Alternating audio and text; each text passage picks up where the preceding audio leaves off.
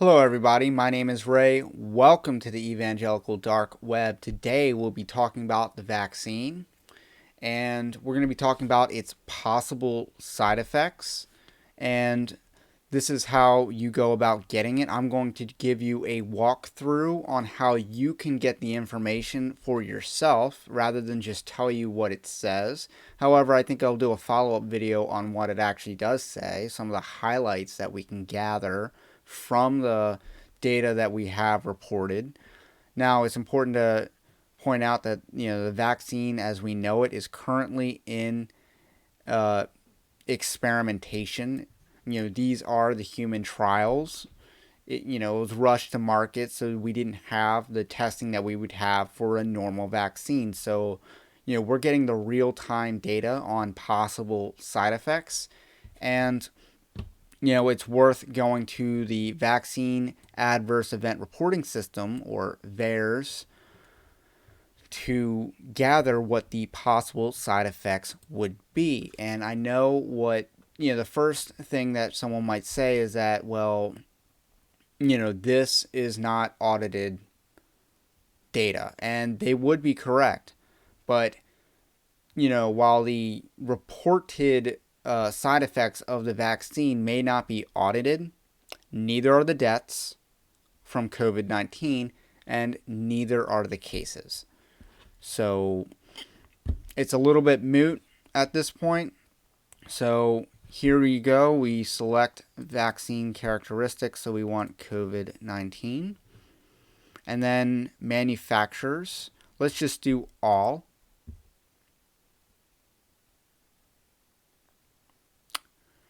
It was a little faster to load last time. All right, and now you see it's currently in alphabetical order. Let's go top down.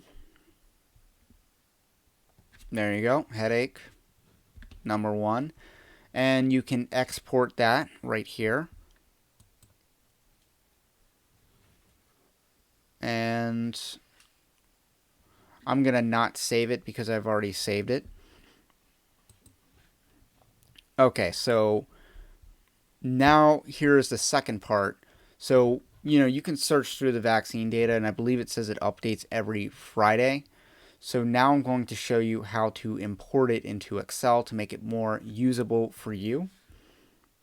But before we get to that, I do want to show you how to stratify the data so that you get the correct manufacturer that you're looking for. So if you want to sort out the manufacturer of the vaccine, so in America we have the 3 big ones. We have Pfizer, Johnson & Johnson, and Moderna. Johnson & Johnson was just halted by the FDA, and that's kind of a fishy story. I have a link to that in the description, and you're going to want to check out that article because this data does not support the FDA's decision, or at least it doesn't support the FDA's decision to single out Johnson & Johnson and their vaccine. So we have Johnson & Johnson right here is Janssen. Then we have Moderna. And then we have, you want Pfizer BioNTech, not Pfizer Wyeth. So if we wanted to do Moderna, just send. And then here we go. So I believe, so Moderna has roughly 4 times the amount of events that Johnson & Johnson has. Johnson & Johnson, and then Pfizer has about 5 times the events that Johnson & Johnson has. And you can see, the data's sorted in alphabetical order, and you can export it as you see fit. So now we're going to get into the part where we import it into Microsoft Excel. So here we go. I've already done this. So, and then I just kind of annotated the data, like just to highlight it. So we're just going to pull open a new sheet here, and I'll show you how to do it. So when you download it from the CDC, it's going to be a text file. So you're going to want to select it. It's going to be a text file, and inside the text file, if you're to open it, everything is in quotation marks and then tabbed, separated. So all you have to do is select tab here, which it looks like it does automatically on the most recent form of Microsoft Excel. So that part's pretty easy, and then you just load the data and boom, here you go.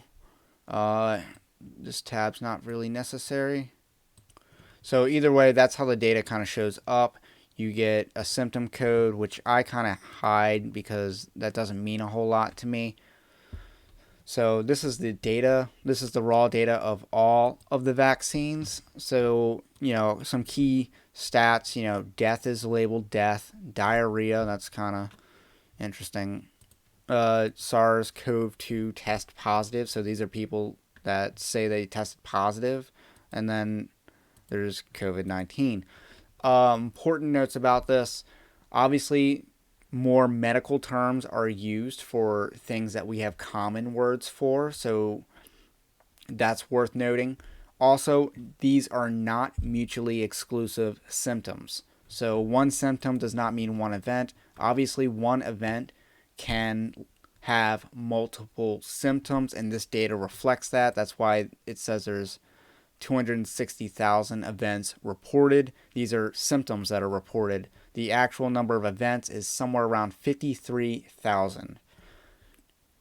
So that's about 5 symptoms per event, give or take. So, just pointing out some highlights here. So that's a heart attack, myocardial infarction. Then you got Bell's palsy around here, and let's see. So blood clots, kind of a big deal lately. That is called thrombosis. And as you can see, there are a lot more than the 6 that Johnson & Johnson is associated. Now, this data does actually match. Johnson & Johnson does only report 6 cases, as the Food and Drug Administration notes, but there are currently a total of 111. So I wrote an article about how the FDA seems to be very corrupt in singling out the Johnson & Johnson vaccine when the other vaccines have significantly more. And as you can see, the first thrombosis that appears is deep vein thrombosis at 41 events reported, and then thrombosis at 41 also. Again, not sure whether one is being labeled versus the other, or whether these are all part of the same specific event. However, again, this is about 6.5 times more than the events reported for Johnson & Johnson. Another one to keep in mind: spontaneous abortion. This is a miscarriage. So we have 69 miscarriages. That is not nice. And I believe most of that is Pfizer. However, Moderna has more deaths reported total. So here's one that you're going to want to see is erectile dysfunction. 11 instances of erectile dysfunction reported for the COVID-19 vaccine. And, most of this is Pfizer. So 7 of these 11 are from Pfizer, which is pretty funny, pretty ironic because, Pfizer invented Viagra. So that's worth pointing out. Here's just kind of a funny one. If I can type right. Hangover. 8 people said they got a hangover. So again, I'm not sure. I'm not saying all of these are legitimate. What I am saying is that these are reported. So they should be taken as seriously as the cases that are reported, in my opinion. Another thing to point out is that some of these are tests. So some of these are lab work that is being done. So I wanted to point out mastitis, and again, from the miscarriage count, we already kind of figured out that they're giving this to pregnant women, and they're not cautioning about that despite 69 miscarriages being reported. However, they're also giving it to nursing women as well. That's what mastitis is. And I don't think the COVID-19 vaccine causes mastitis, because I think that isn't that a pretty common condition that women who are breastfeeding experience. But obviously, this data does show that they're giving it to women who are nursing, women who are pregnant. So we got seizures at 279.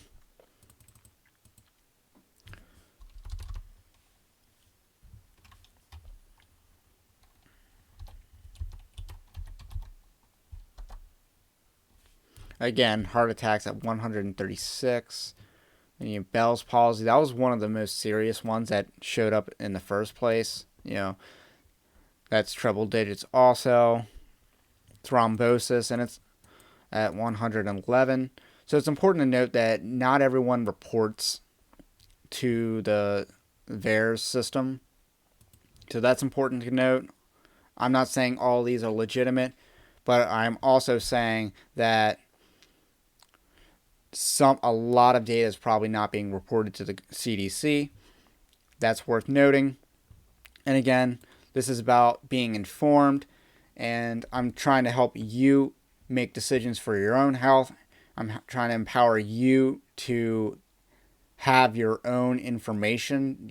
These are experimental treatments, and you got to weigh, is your risk of dying from COVID-19 greater than your risk of receiving these side effects? Obviously, I'm in my mid-20s and I'm pretty healthy and probably have already had COVID-19.